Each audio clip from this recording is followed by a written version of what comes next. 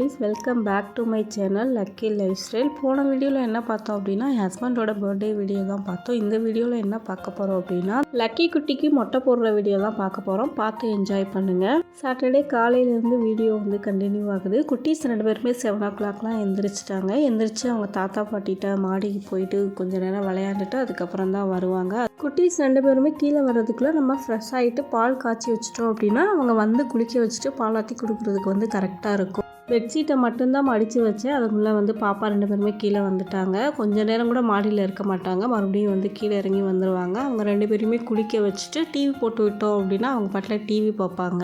பாப்பா 2 பேர்த்துக்குமே பாலாத்தி கொடுத்துட்டு என்னோடய கிச்சன் ஒர்க்கை நான் ஸ்டார்ட் பண்ணிட்டேன். 1 வீக்காகவே உடம்பு சரியில்லை. அதனால் சரியாக எதுவும் வேலை எதுவும் பார்க்க முடியல. அத்தை தான் எல்லா வேலையுமே பார்த்தாங்க. நைட்டு பாத்திரம் எதுவுமே வாஷ் பண்ணாமல் அப்படியே வச்சுருந்தேன். காலையில் வாஷ் பண்ணிக்கலாம் அப்படின்னு சொல்லிட்டு. கிச்சனில் நான் சமையல் பண்ணேன் அப்படின்னா எனக்கு கவுண்டர் டாப் எல்லாம் க்ளீனாக இருந்தால் மட்டும்தான் எனக்கு சமையல் செய்யவே பிடிக்கும். உங்களுக்கு எந்த மாதிரி இருந்தால் பிடிக்கும் அப்படின்னு சொல்லிட்டு கண்டிப்பாக கமெண்ட் பண்ணுங்கள். பாத்திரம் எல்லாம் வாஷ் பண்ணி க்ளீன் பண்ணி வச்சுட்டு அதுக்கப்புறம் தான் என்னோடய சமையல் ஒர்க்கை நான் ஸ்டார்ட் பண்ணேன். காலையில் பிரேக்ஃபாஸ்ட்டுக்கு இட்லியும் தேங்காய் சட்னி கார சட்னி தான் ரெடி பண்ணியிருந்தோம். எல்லாருமே பிரேக்ஃபாஸ்ட்டு சாப்பிட்டுட்டு ரிலாக்ஸாக உட்காந்துருந்துட்டு அதுக்கப்புறம் லஞ்சுக்கு என்ன பண்ணலான்னு பிளான் பண்ணிவிட்டு யோசிச்சுட்டே இருந்தோம். ஹஸ்பண்ட் நான் வெளியே சாப்பிட்டுக்கிறேன் அப்படின்னு சொல்லிட்டாங்க. ஹஸ்பண்ட்க்கு வெரைட்டி ரைஸ் இந்த மாதிரி எதுவுமே பிடிக்காது. நாங்கன்னா கொஞ்சம் விரும்பி சாப்பிடுவோம். லஞ்சுக்கு புளியோதரையும் உருளைக்கிழங்கு ஃப்ரையும் ரெடி பண்ணலாம் அப்படின்னு சொல்லிட்டு தான் பிளான் பண்ணி வச்சுருக்கோம். கோயில் புளியோதரை எப்படி செய்யலான்னு பார்க்கலாம். இது சூப்பராக இருக்கும். கண்டிப்பாக ட்ரை பண்ணி பாருங்கள். ஒரு கடாயில் 2 ஸ்பூன் உளுந்தம்பருப்பு 2 ஸ்பூன் கடலைப்பருப்பு எடுத்திருக்கேன். அதை நல்லா பொன்னிறமாக ஆற வரைக்கும் ஃப்ரை பண்ணிக்கோங்க.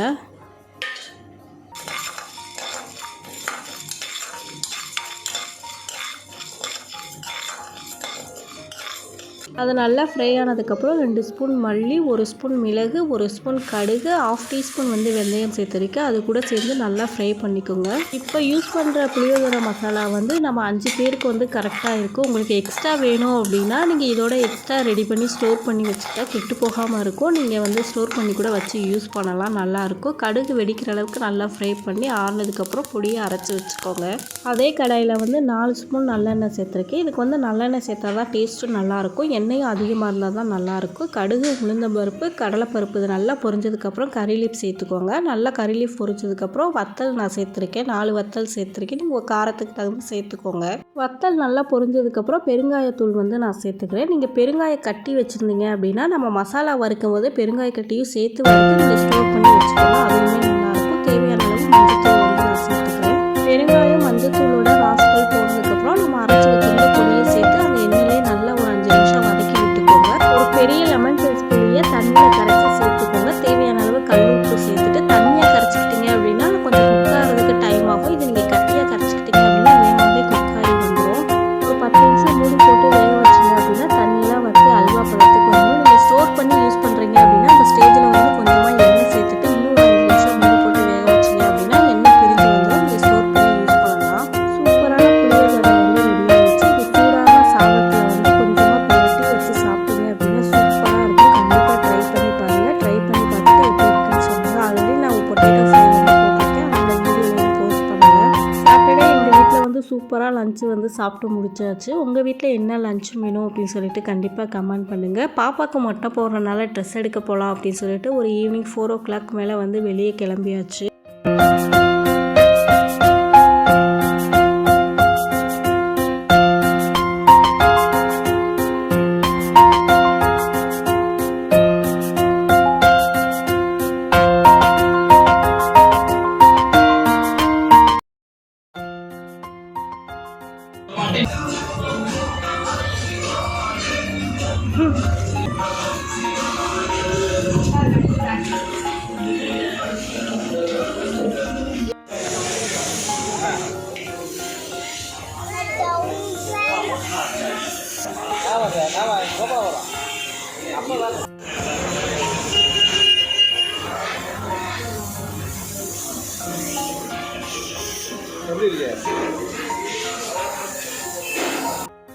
ஸ்நாக்ஸ்லாம் சாப்பிட்டுட்டு எப்பவும் போகிற கடைக்கு ரீஜன் கடைக்கு தான் வந்திருந்தோம். பாப்பா 2 பேர்த்துக்கு மட்டும் ட்ரெஸ் எடுத்துகிட்டு அப்படியே அங்கேருந்து கிளம்பியாச்சு. சண்டே காலையில் ஒரு 9 o'clockலாம் வீட்டிலேருந்து கிளம்பியாச்சு. குட்டீஸ் 2 பேருக்கு மட்டும் பாலாத்தி கொடுத்துட்டு நாங்கள் காஃபி சாப்பிட்டுட்டு பிரேக்ஃபாஸ்ட்டு எதுவுமே சாப்பிடல. போகிற வழியில் சாப்பிட்டுக்கலாம் அப்படின்னு சொல்லி பிளான் பண்ணிவிட்டு அப்படியே கிளம்பிட்டோம்.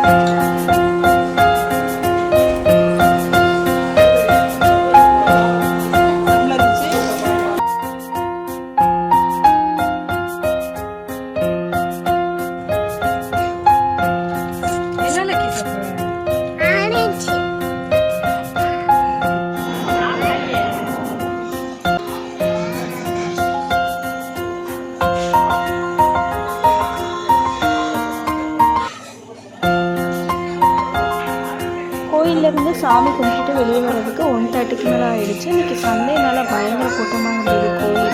எல்லாம் நல்லபடியாக சாமி கும்பிட்டுட்டு வெளியே வந்தாச்சு. 2 மணி போல் நல்லா சாப்பிட்டுட்டு லக்கி காரில் வரும்போதே தூக்கம் வந்துச்சு. நல்லா தூங்கிட்டே வந்தாங்க. நாங்களுமே வீட்டுக்கு வந்து நல்லா எல்லோரும் தூங்கிட்டோம். தூங்கி எழுந்திரிச்சு பார்த்தா பயங்கர மழை பெஞ்சிச்சு.